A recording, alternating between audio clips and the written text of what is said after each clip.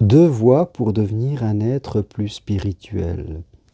Mais vous pourrez me dire, qu'est-ce que devenir un être spirituel? Eh bien, c'est vivre dans la confiance, vivre dans la foi, ne plus avoir peur. C'est être dans la paix, c'est croire que tout ce que nous voulons sera créé dans notre vie parce que ce que nous voulons est bon pour les autres, est bon pour le monde, est bon pour nous. Donc nous faut progresser sur le chemin. Être spirituel, ce n'est pas une théorie, c'est un sentiment profond que nous avons à l'intérieur de nous, un sentiment de paix, mais aussi un sentiment qui nous pousse de passer à l'action. Quand on est spirituel, on est à 100% dans l'amour, sous toutes ses formes. On croit en l'amour sous toutes ses formes. L'amour, c'est le contraire de la peur. On ne peut pas être spirituel en étant dans la peur. C'est incompatible. Ce sont deux sentiments complètement contradictoires parce que la spiritualité est connectée à la foi. C'est la foi, c'est de croire que ce que l'on ne voit pas va arriver simplement parce qu'on y croit profondément. Que ce soit avoir de l'argent, que ce soit attirer l'amour, que ce soit réussir un projet, peu importe, avoir la foi. Si ce que nous désirons est juste, eh bien, c'est croire que cela va se réaliser parce que c'est juste, parce que c'est bon, et parce que Dieu ou l'univers ne souhaite que des choses bonnes pour nous. Comme l'a dit Jésus-Christ, je suis venu pour que vous ayez la vie et que vous l'ayez en abondance et non pas aux limites. L'abondance est tout autour de nous. L'abondance d'amour, l'abondance de temps, l'abondance d'argent même. Et c'est simplement parce que nos pensées sont impures que souvent, eh bien, nous nous empêchons de vivre cela. Alors je vous disais, deux voies pour progresser vers sa spiritualité. La première de ces voies, c'est deux voies complémentaires. La première de ces voies, c'est croire que je suis guidé dans la vie. Je suis guidé par quelque chose de plus grand que moi. Alors, vous pouvez l'appeler comme vous voulez, en fonction de vos croyances. Cette chose plus grande, ça peut être l'univers, ça peut être Dieu, ça peut être Jésus-Christ, ça peut être Bouddha, que sais-je. En fonction de vos croyances, vous pouvez définir cet univers. C'est-à-dire, vous êtes guidé dans la vie.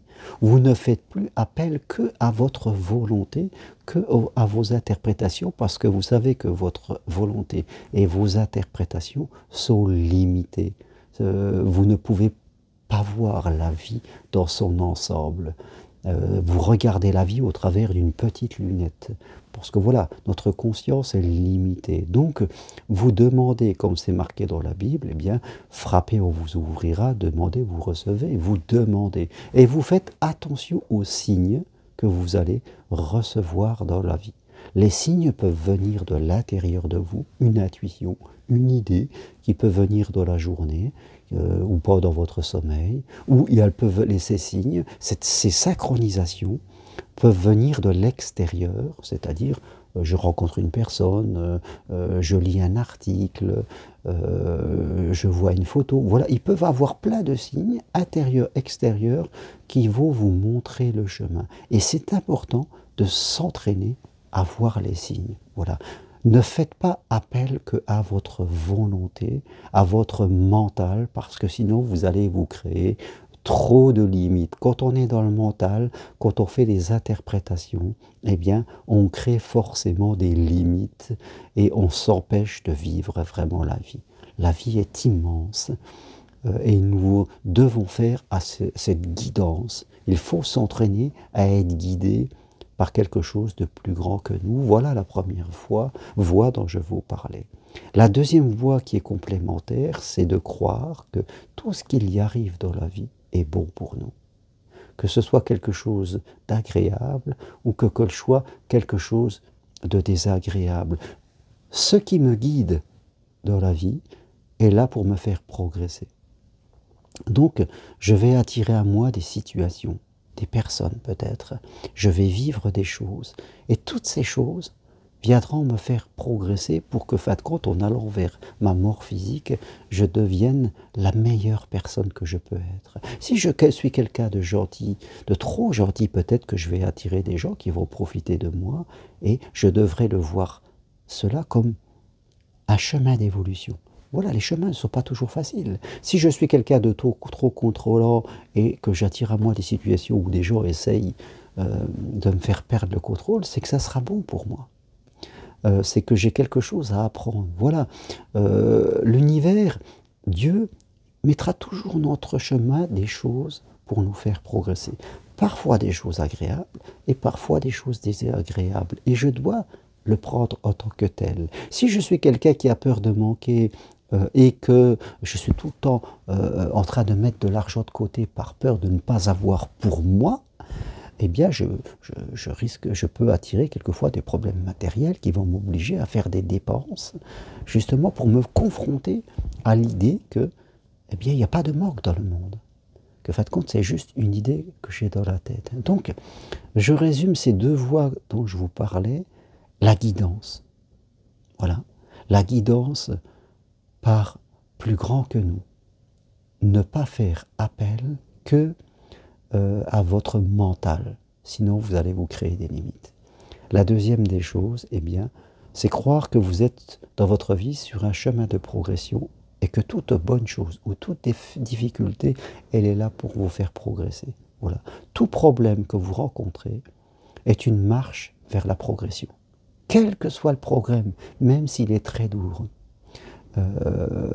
même si vous ne comprenez pas quel est ce chemin, où est-ce que vous allez aller, si vous acceptez cette idée que vous avez quelque chose à apprendre et qu'un jour vous allez en prendre conscience, les choses vont se simplifier et votre vie, je peux vous l'assurer, elle va se fluidifier parce que vous ne serez plus dans la résistance, vous ne serez plus en train de combattre ces problèmes, vous les prendrez comme, je dirais, une possibilité de progression.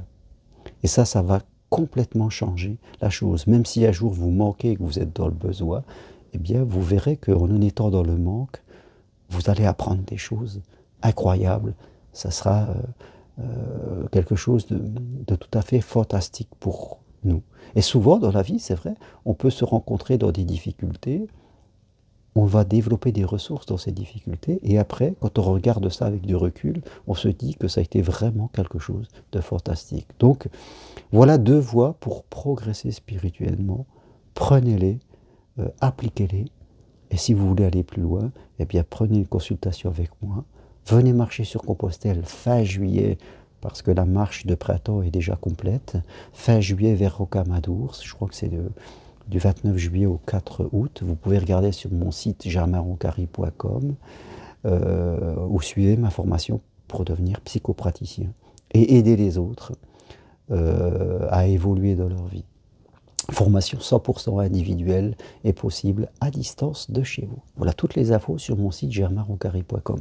Merci à vous. Si vous aimez mes vidéos, eh bien appuyez sur j'aime. À bientôt. Au revoir.